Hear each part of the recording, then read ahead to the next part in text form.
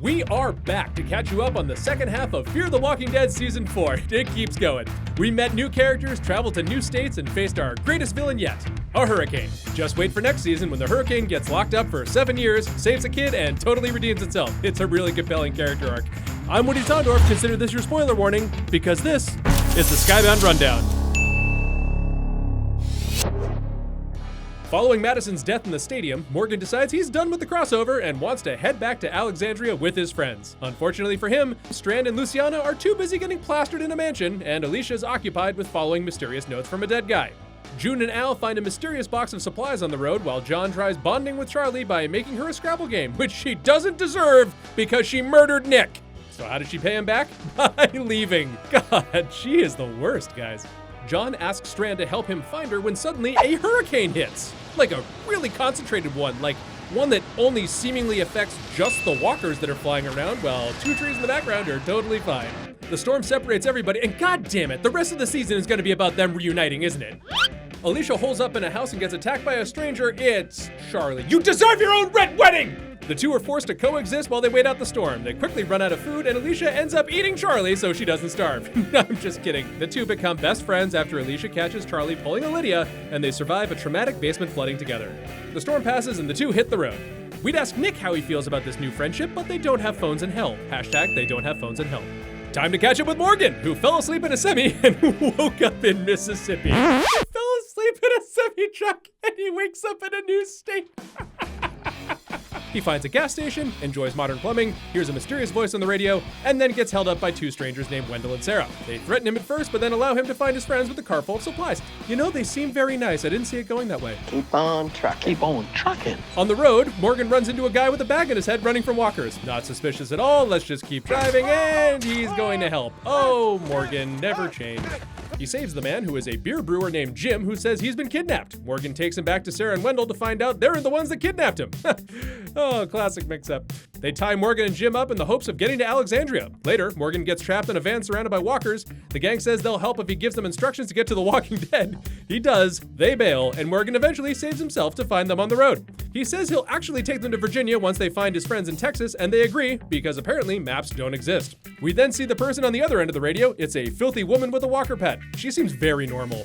Now to catch up on June and Althea. Al gets hella sick and somebody steals their SWAT truck. Al says her meds are on it, so June heads out to track it down. Meanwhile, Morgan just happens to stumble upon the filthy lady by one of those take what you need, leave what you don't boxes.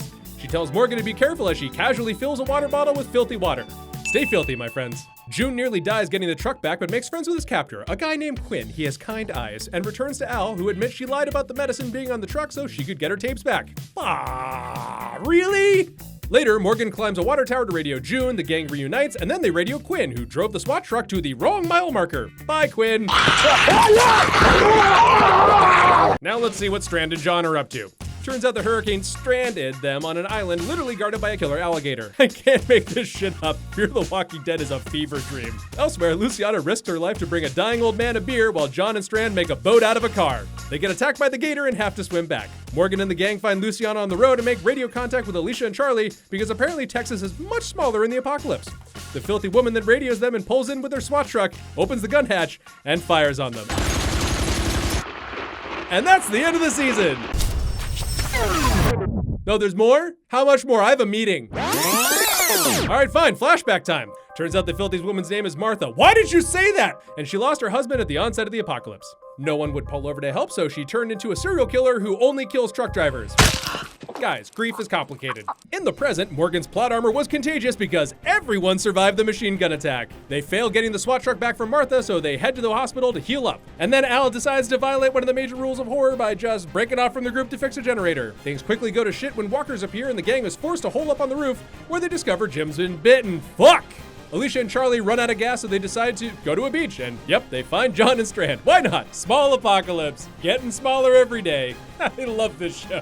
While trying to find a rescue boat, Alicia and Charlie get ambushed by Martha, who says she can make them stronger, and then passes out. That's the big bad of season 4, guys. I love this show.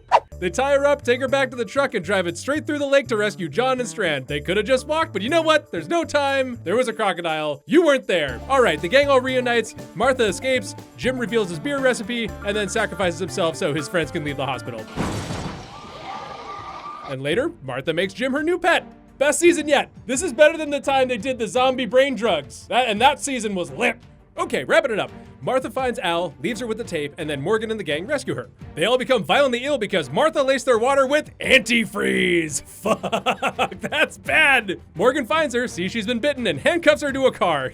He arrives at the truck stop with beer, which apparently is the cure to antifreeze. So you see, every time that I'm drinking a beer in the booth, I'm saving myself from somebody who's gonna poison me with antifreeze. I see you all. This is how I get to do all these.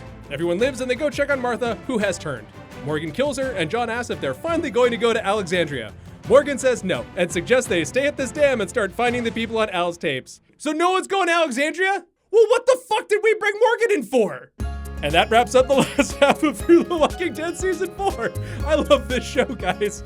Make sure to check out our other season recaps to get you ready for Season 5. Daniel's back, Dwight's crossing over, and Troy is still dead, guys.